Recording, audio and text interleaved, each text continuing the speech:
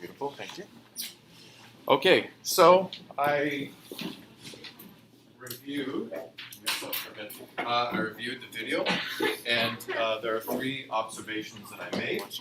Number 1, I have to lay off the cake. God help me, if I'm putting these things on YouTube, I can't. This sucks. I know you guys are just dying to watch an hour of last class, but hopefully the input will be better for this class.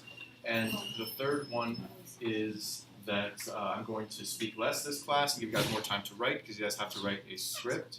Let's just recapitulate, and let's do a recap, so that the people who weren't here yesterday know what the hell they're doing.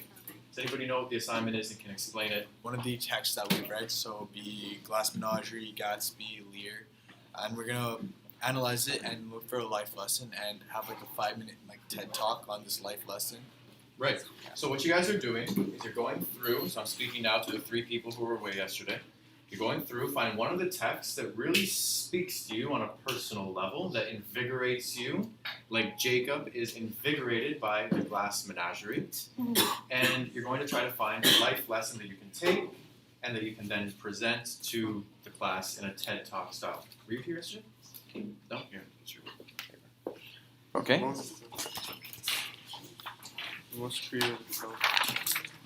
So that's the whole of the assignment. Okay. Are there any questions you guys had while working yesterday or thinking about it last night while you were dreaming about your TED Talks? Did anybody go home and watch that TED Talk, by the way?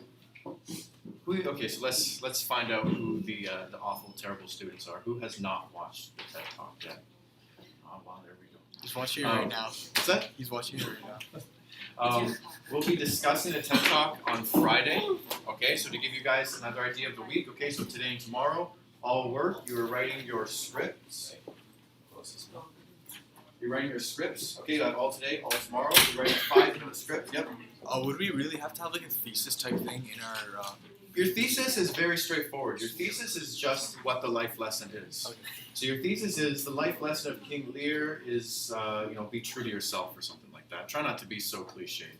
But we're just getting our idea out there. We're not trying to persuade people.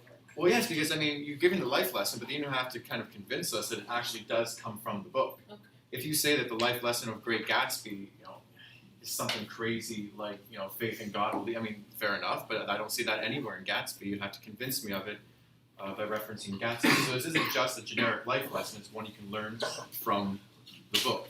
Okay, so that's kind of how this is structured. It's kind of like an oral essay, and that's what it's like. For the people here who I helped write essays, you remember.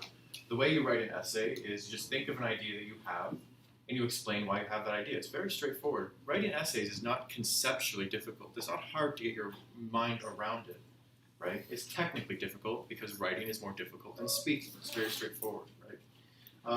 So that's the assignment. Were there any other questions you guys had about what you're asked to do? It's only a 5-minute presentation, right? It's 5 minutes, so don't go overboard. I think on there it says it's 750 words. That's 3 pages, double spaced, MLA format. And that should be pretty good. Beautiful. Okay. Get to work.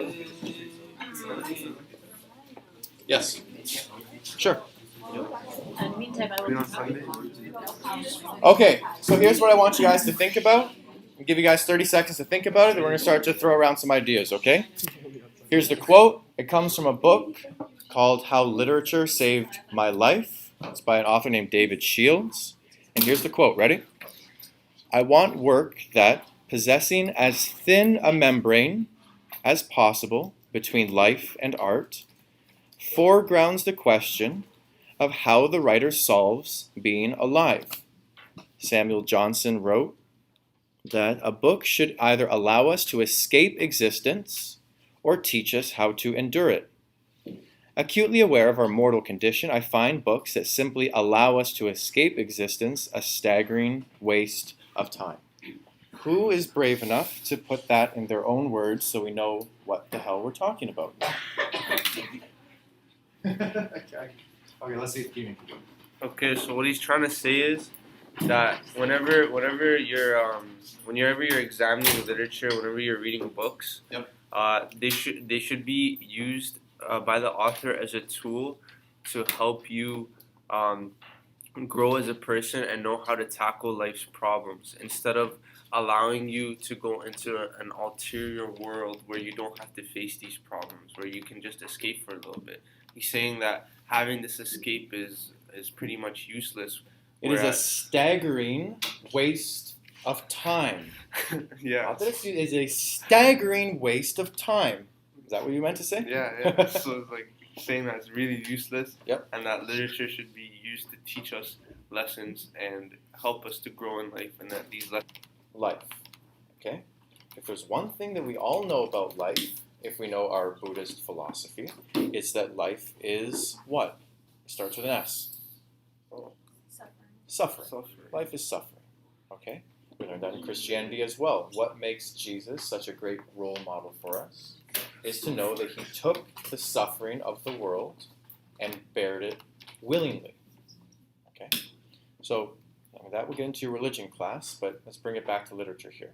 What David Shields is saying is that it is a staggering waste of time just to read literature to escape life, because you can't escape life unless you commit suicide. And if anybody here has read Albert Camus, who's a French philosopher, that doesn't really cut it. You can't escape your mortal condition. You can't escape the suffering of life. However, you can learn to endure it. You can learn to bear that suffering. And he says that's what literature should do, right? So when you guys are thinking about your life lessons, you can think of it in that way. If you're struggling to come up with a real lesson, right? Think about the text that I'm doing. I'm reading The Great Gatsby.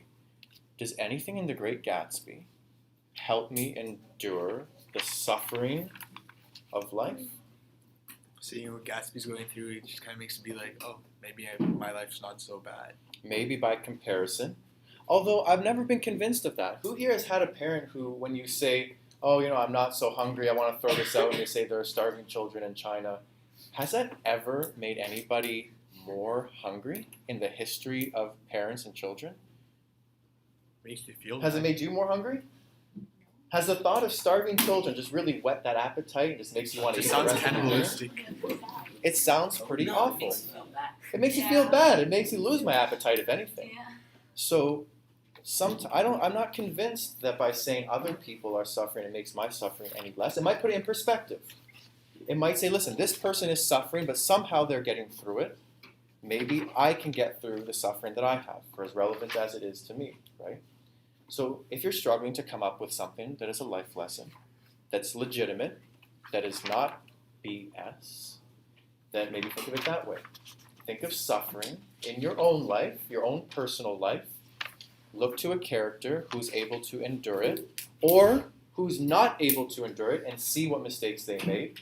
And maybe that can be a life lesson for you guys. Any more thoughts? You guys want to bat around with that quotation?